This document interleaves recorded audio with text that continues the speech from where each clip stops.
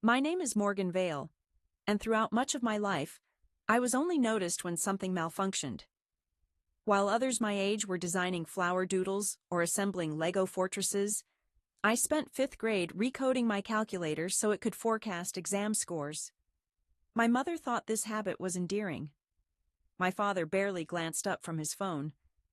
And my sister, Sloane Vale, who is 2 years younger than me, louder and always perpetually ready for the spotlight, would plant herself at the center of every birthday performance and family photo, earned or not. I wasn't bothered by this back then. Silence was my comfort. So was programming. It was simple. If I gave it more logic, it improved. People weren't like that. When I finished at Carnegie Mellon University, Northbridge Insights, my parents' boutique marketing firm in Seattle, was on the verge of collapse. Northbridge Insights had once enjoyed a solid reputation, but their stubborn attachment to old-school methods left them lagging in the digital era. Our campaigns failed to impress. Clients disappeared.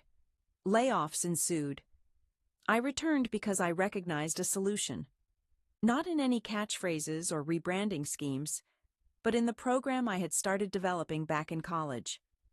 A predictive analytics tool designed to analyze consumer patterns, forecast emerging trends, and update strategies as they happened. It didn't look impressive, but its results spoke for themselves. I named this project Pulse AI. Discreetly, I proposed bringing it into Northbridge Insights' workflow. My parents doubted the idea. My sister chuckled.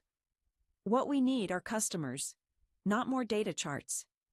Yet in less than 12 months, Pulse AI had slashed expenses by 38% and secured 4 Fortune 500 deals. By the second spring, we were receiving invitations from big national brands. The firm sprang back onto the scene, with headlines celebrating our remarkable comeback. My sister, who had just moved back after her public relations venture fizzled in Spokane, offered to take over the product presentations. I can pitch this better than anyone, she insisted. She truly could. She owned the room, captivating everyone. I sat through endless meetings, always making sure I looked presentable enough for any interview requests. I remained in the background, quietly refining Pulse AI, improving processes, and resolving bugs that nobody realized were there. When Northbridge Insights reached a $112 million valuation, I hoped this would be the moment my contributions were acknowledged. Perhaps now they would finally notice the woman responsible for constructing their success, while they were preoccupied with polishing someone else's public image. But instead, the articles called us the Vale Sisters, visionary and voice. Sloane grinned from the magazine cover. My name was missing entirely. At age 9, I took first place in a state robotics contest by designing an arm that used color sensors to sort marbles better than any human. My father simply nodded and wondered if I had bothered to tidy my bedroom. That same week, my sister created a sparkling poster for a school charity event, and my parents, Patricia and Stephen, phoned all our relatives to boast about it. That was the usual pattern.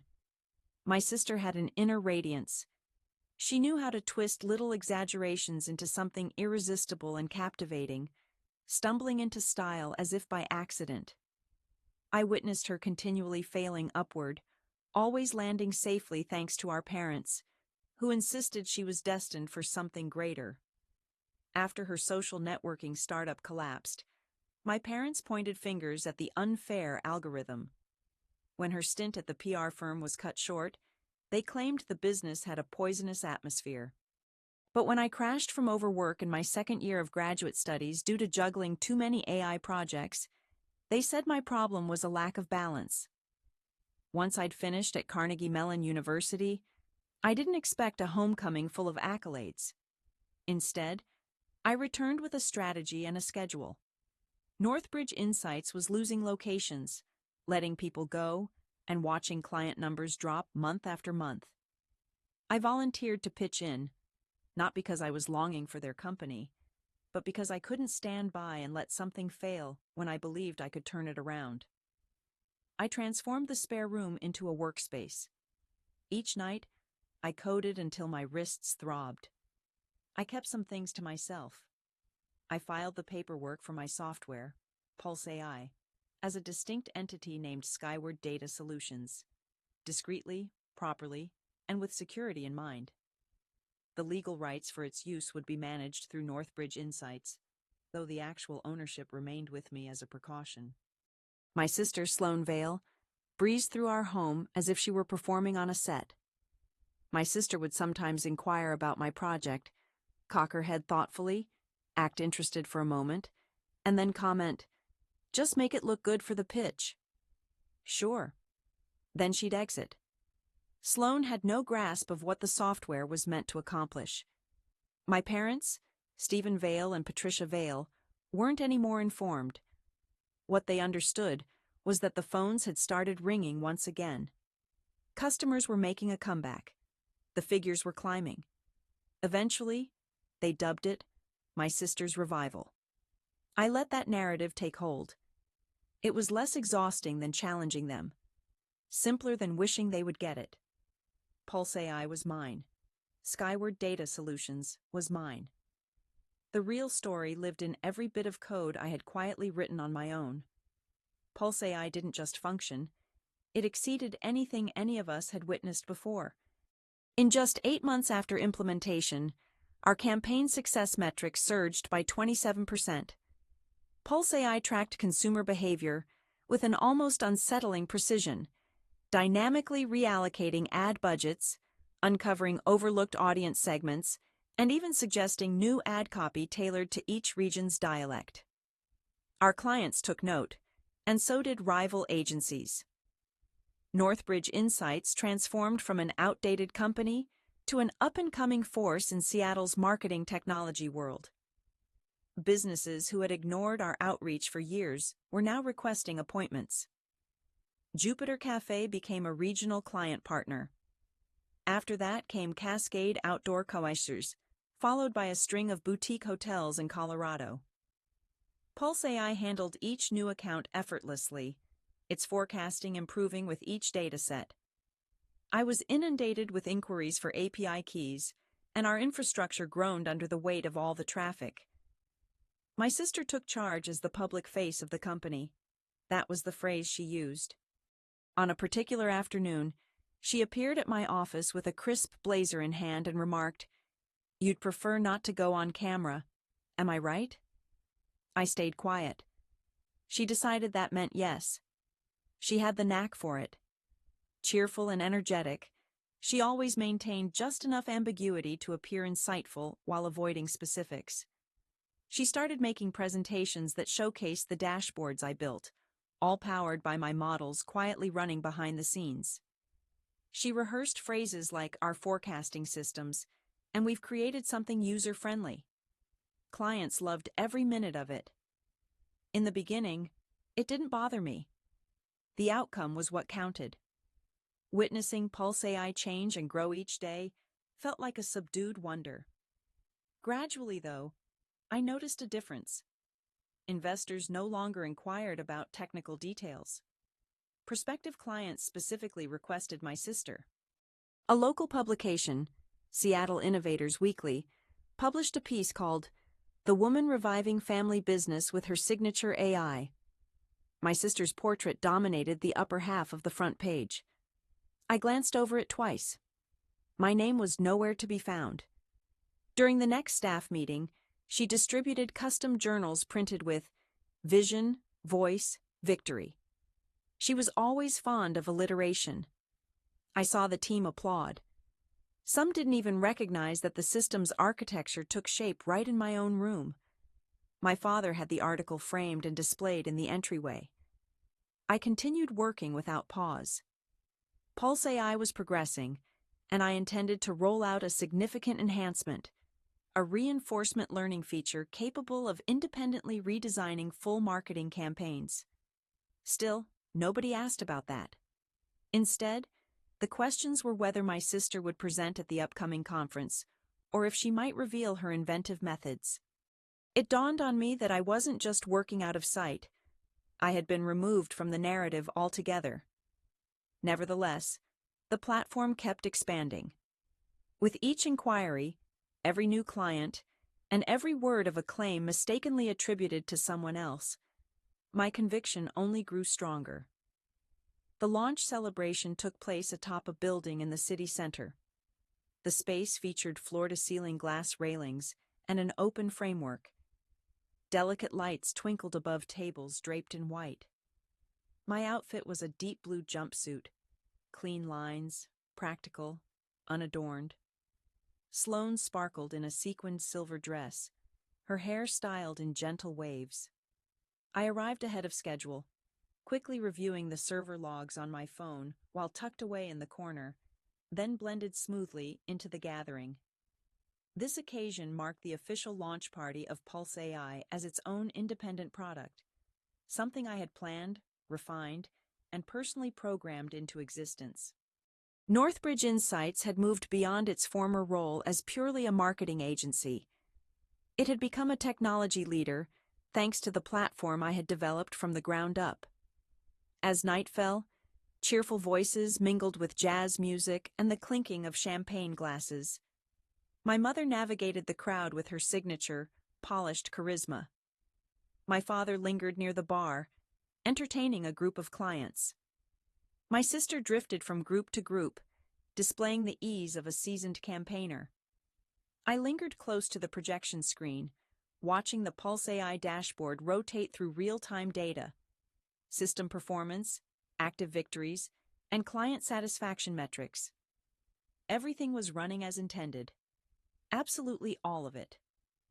Moments before dessert, someone gradually lowered the room's lighting. My father made his way to the front, holding a microphone, his whiskey glass lifted high. "Tonight means more to us than just a party," he began. He began to speak, his tone both practiced and inviting. He called it a new beginning. We had been teetering on the edge. Many of us were aware of that. However, something shifted. Someone brought vision, courage, and flair. He turned to face my sister, causing her to pause mid-grin. With immense satisfaction, he declared that the mastermind behind our coming success, our soon-to-be Chief Innovation Officer, was Sloane Vale. The room erupted with overwhelming applause. I remained motionless.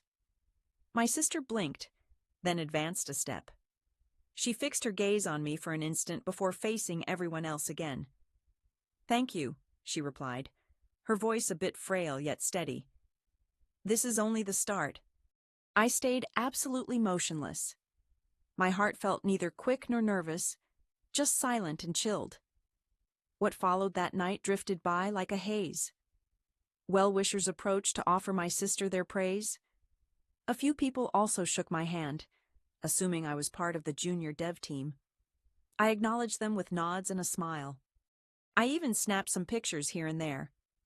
However, the memory that left a mark was when my parents finally spotted me by the bar.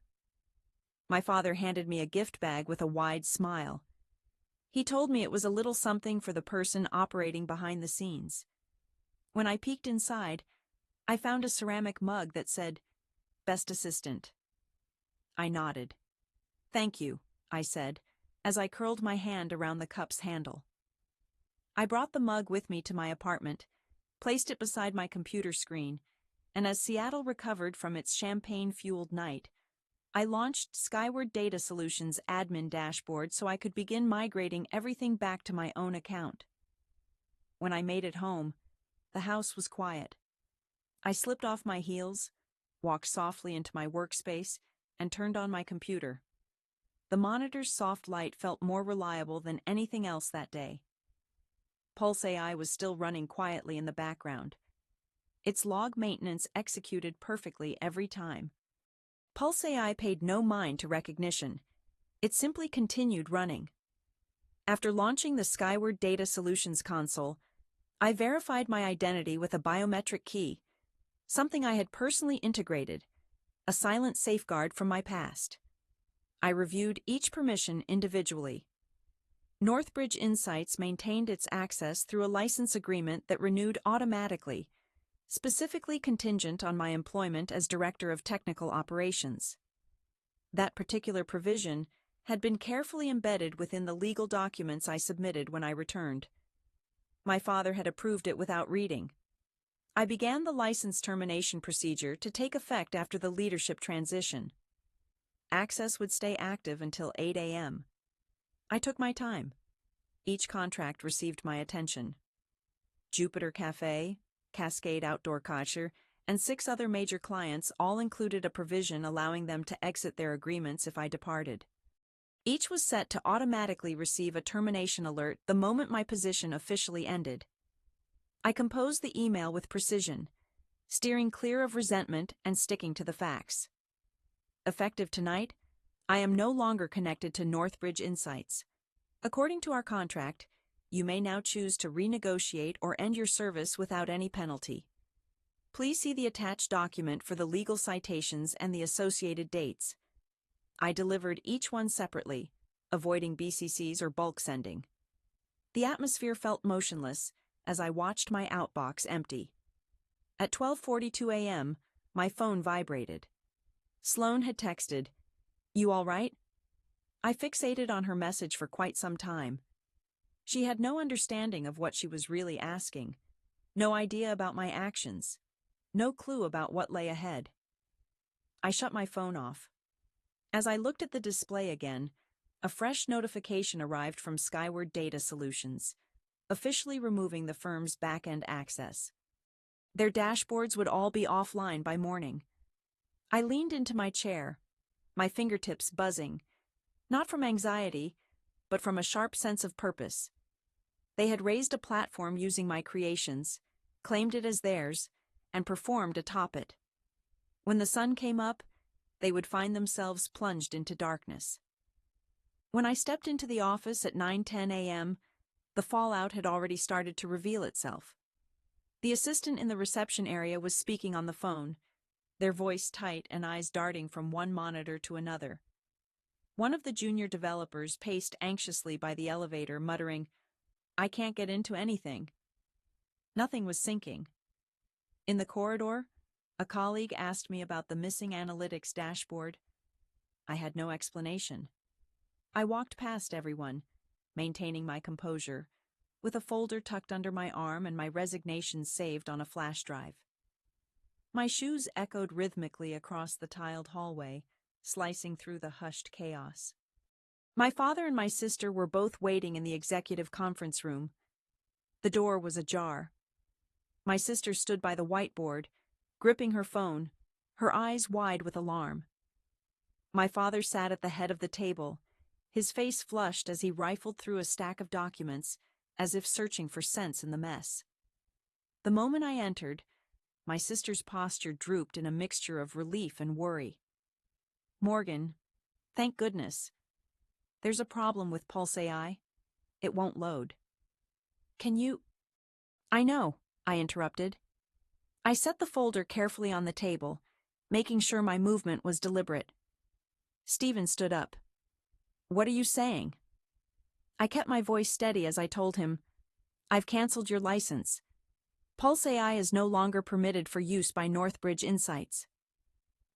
"You can't do that," he replied, letting out a disbelieving laugh. "That software belongs to us." I looked him in the eye. "No, it doesn't. Skyward Data Solutions is the true owner of Pulse AI. It always has been.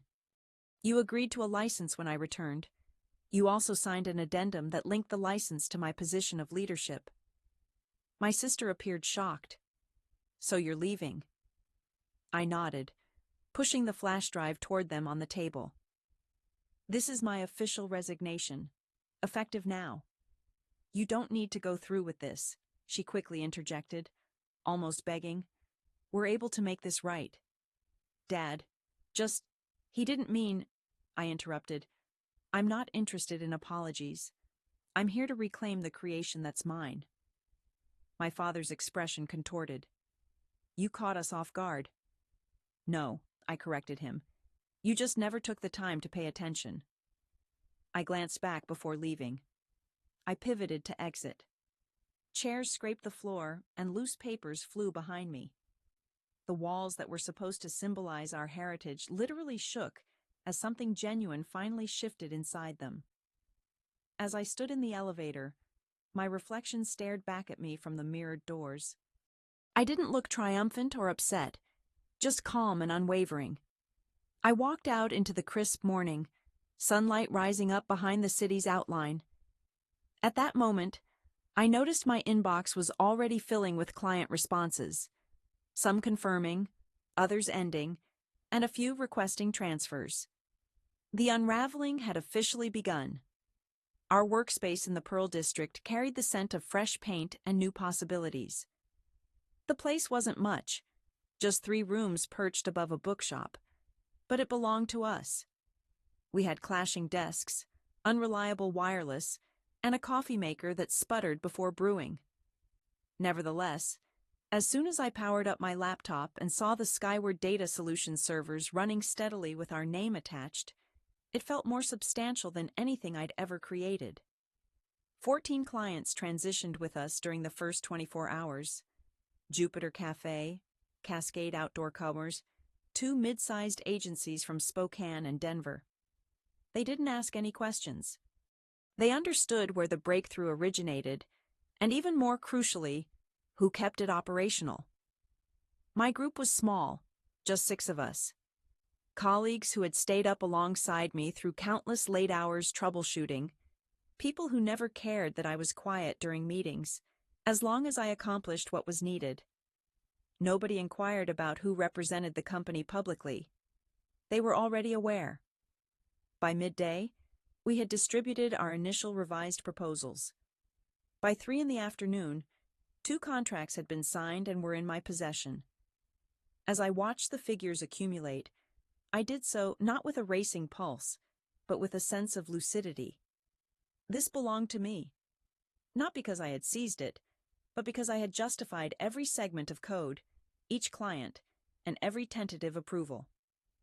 At 7:15 p.m., my sister called. I let the phone continue ringing. At 7:23, she messaged, "Please talk to me." I chose not to reply. 15 minutes later, an email from my father appeared in my inbox. There was no subject, merely one simple line. "We can fix this."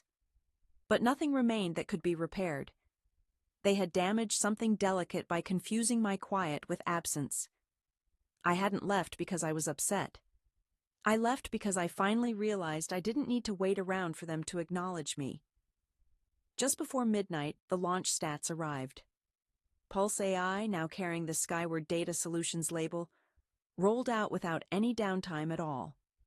Clients who had stayed by our side were already sending positive feedback about our updated dashboard interface. I shut my laptop, switched off the lights, and paused in the darkness for a moment. No bubbly, no cheering, only the gentle sound of devices performing exactly as intended. And for the first time, that felt sufficient. A few days later, I received another message. "Can we talk just once, please?" The note was brief and a bit rough around the edges, so unlike my mother.